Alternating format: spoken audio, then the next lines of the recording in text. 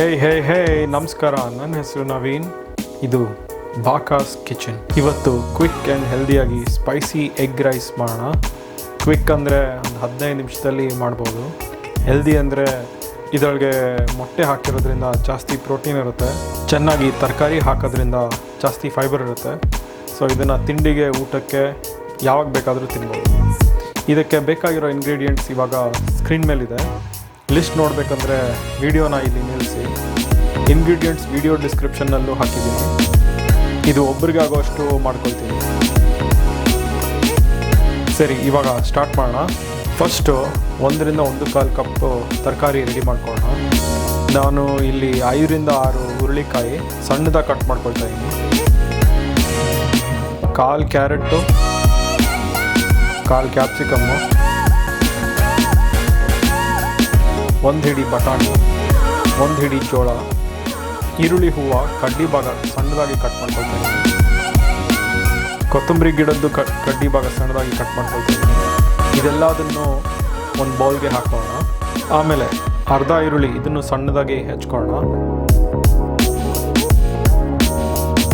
1 ಬೆಳ್ಳುಳ್ಳಿ ಸ್ಲೈಸ್ ಮಾಡ್ಕೊಳ್ಳೋಣ.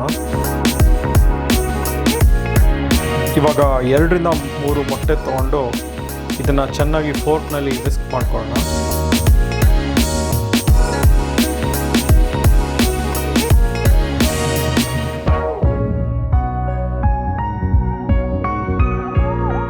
ಆಮೇಲೆ 1/2 ರಿಂದ 3/4 ಕಪ್ಪು ಒಣಗಿರೋ ಅನ್ನ ತೊಗೊಳ್ಳೋಣ. ನೀವು ಫ್ರಿಜ್ನಲ್ಲಿ ಇಟ್ಟಿರೋದು ಇಲ್ಲಾಂದರೆ ನಿನ್ನೆ ಮಾಡಿರೋದಿದ್ರೆ ಇದು ಪರ್ಫೆಕ್ಟ್ ಆಗುತ್ತೆ. ಇದಕ್ಕೆ ಬೇಕಾಗಿರೋ ಮಸಾಲೆ: ಧನಿಯಾ ಪುಡಿ, ಜೀರಿಗೆ ಪುಡಿ, ಅರಿಶಿನ, ಅಚ್ಕಾರದ ಪುಡಿ, ಮೆಣಸು ಪುಡಿ, ಕೊನೆಯಲ್ಲಿ ಗರಂ ಮಸಾಲ. ಸರಿ, ಇವಾಗ ಸ್ಟಾರ್ಟ್ ಮಾಡೋಣ. ಮೊದಲು ಒಂದು ಪ್ಯಾನ್ ತೊಗೊಂಡು ಮೀಡಿಯಮ್ ಹೀಟ್ನಲ್ಲಿ ಇಡೋಣ. 1 ಟೇಬಲ್ ಸ್ಪೂನ್ ಎಣ್ಣೆ ಹಾಕ್ಕೊಂಡು ಎಲ್ಲ ಕಡೆ ನೀಟಾಗಿ ಹರಡ್ಕೊಂಡು ಸ್ವಲ್ಪ ಎಗ್ ಹಾಕ್ಕೊಂಡು ಬಿಸಿ ಆಗಿದೆಯಾ ಅಂತ ನೋಡೋಣ. ಬಿಸಿ ಆದಮೇಲೆ ಎಲ್ಲ ಎಗ್ ಮಿಕ್ಸ್ಚರ್ ಹಾಕ್ಕೊಂಡು ಸ್ವಲ್ಪ ಉಪ್ಪು, ಸ್ವಲ್ಪ ಮೆಣಸು ಪುಡಿ ಜೊತೆ ಸ್ಕ್ರ್ಯಾಂಬಲ್ ಥರ ಮಾಡ್ಕೊಳ್ಳೋಣ.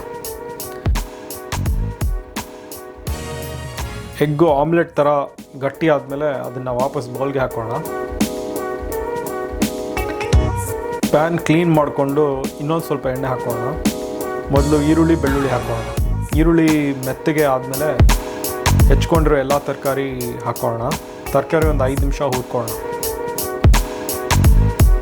ರುಚಿ ನೋಡಿಕೊಂಡು ಸ್ವಲ್ಪ ಉಪ್ಪು ಹಾಕೋಣ. ಇವಾಗ ಮಸಾಲೆಗಳು ಹಾಕೋಣ. ಮಸಾಲೆಗಳನ್ನ ಒಂದು 2 ನಿಮಿಷ ಹುರ್ಕೋಣ.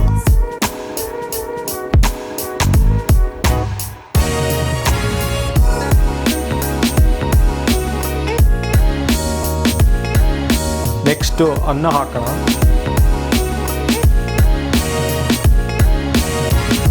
ಇವಾಗ ಇದನ್ನು ಚೆನ್ನಾಗಿ ಮಿಕ್ಸ್ ಮಾಡ್ಕೊಳ್ಳೋಣ.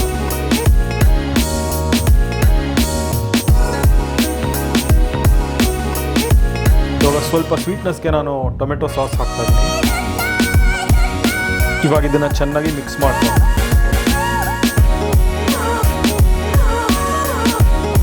ಇವಾಗ ಸ್ಕ್ರ್ಯಾಂಬಲ್ಡ್ ಎಗ್ಸ್ ಮಾಡಿದ್ದನ್ನು ವಾಪಸ್ ಪ್ಯಾನ್ಗೆ ಹಾಕೋಣ. ಇವಾಗ ಒಂದು ಅರ್ಧ ನಿಂಬೆಹಣ್ಣಿನ ರಸ ಹಾಕೋಣ. ಲಾಸ್ಟ್ನಲ್ಲಿ ಚೆನ್ನಾಗಿ ಕೊತ್ತಂಬರಿ ಸೊಪ್ಪು ಮತ್ತು ಈರುಳ್ಳಿ ಹೂವದ ಎಲೆಗಳು ಸಣ್ಣದಾಗಿ ಕಟ್ ಮಾಡಿಕೊಂಡು ಇದಕ್ಕೆ ಹಾಕೋಣ.